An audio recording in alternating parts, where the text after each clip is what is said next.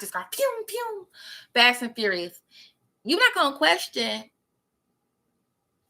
question, do I really got the money for the Lambo? Because you see me with it. I got the power and the play and the moves. I'm like, hey, everything that I need already been verified by somebody. You don't ask if it's rented, leased, or otherwise, right? You just, it's there.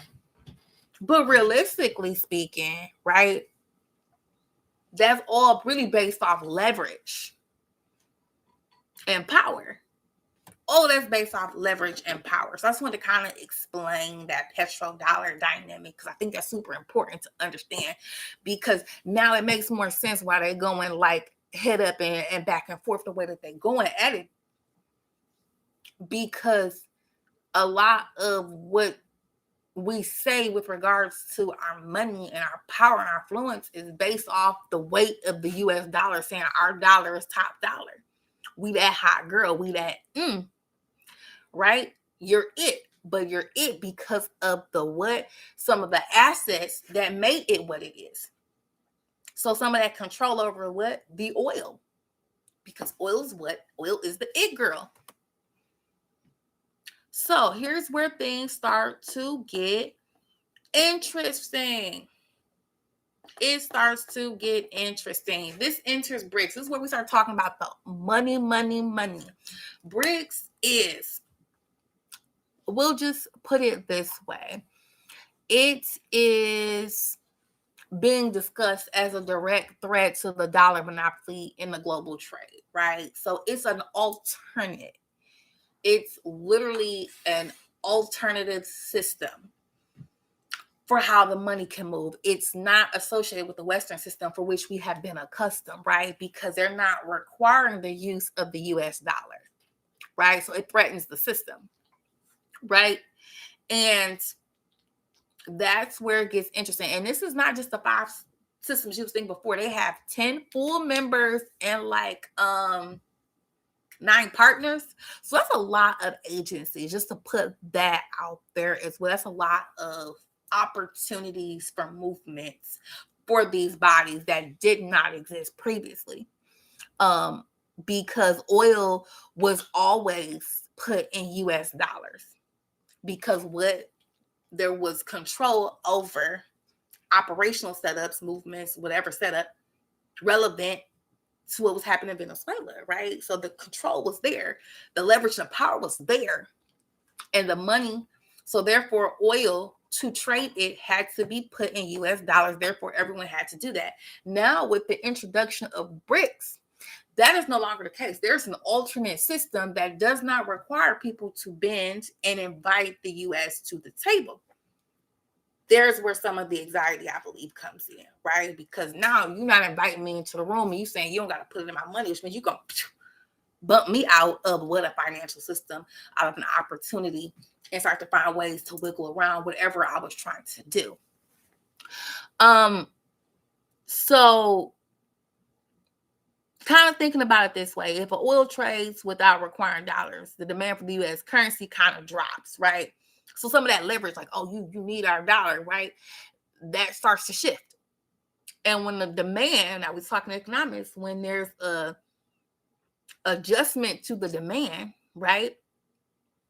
That can weaken the overall economic system because we know how supply and demand goes, right? So I believe that is where the anxiety is coming from. It's not just, oh, it's the oil. It's so much deeper than the oil itself. It's so much deeper than that, y'all. It is so much deeper. It's not just about the oil. Oil is the vehicle, but currency is the cargo. That's what's moving, baby. So you got control of the oil dictates the terms of the world's most traded commodity. Because what is that hot girl? And all of that, for those who are more visual, who want to see that, that's how that would go. Control the currency. You can control the trade. You control power, because what that's all leverage is, it's all moving. It's all moving. It's all moving. And when you can understand the relationships, that's why I want to explain this through the lens of relationships. We understand the relationship between all these things. You see why they was anxious. You see why there's such a level of like aggression and like movement. I just also wanted to do the complete picture, right? Because we talked about who gets to control what and how all that goes. Governance, force, and legal like authority. You can see it right here. Is the lack of clear legal justification for actions, the absence of like transparent authority claims, executive actions preceding public explanation, right? We like stuff is popping off. We like, hey, just finding out stuff by way of Twitter, it's been quite a bit. There were some things that occurred that actually seemed to be in violation or to be in conflict rather with things that were in United Nations Charter. I want to say it's like Article 2 or something like the D1, but don't quote me on that part. Article 2 I feel actually pretty comfortable with. But there are certain things that must occur, right? For you to make certain claims the way that certain things were saying, like you would have to say that it's either self-defense because something happened, like you popped off, they did something to me, I'm responding, I had the right to defend myself. Or you have to say that it was authorized, right? It was approved by the United Nations. And those two things didn't occur. And then additionally, even within that was like the international structure, right? And then from a internal perspective, based off the way our stuff is written, there would need to be some level of something that was approved through Congress saying like, yeah, we understand, we support, we agree with that. People like, oh, the presidents do everyone. Not actually. There are rules to everything. And according to our own internal structure, that was not appropriate. So when I say like that was a problem, like several of the events that occurred relevant to Venezuela recently. There's so many things that keep happening. I don't want to specifically outline one thing to come back and later just want to say like relevant to that, right?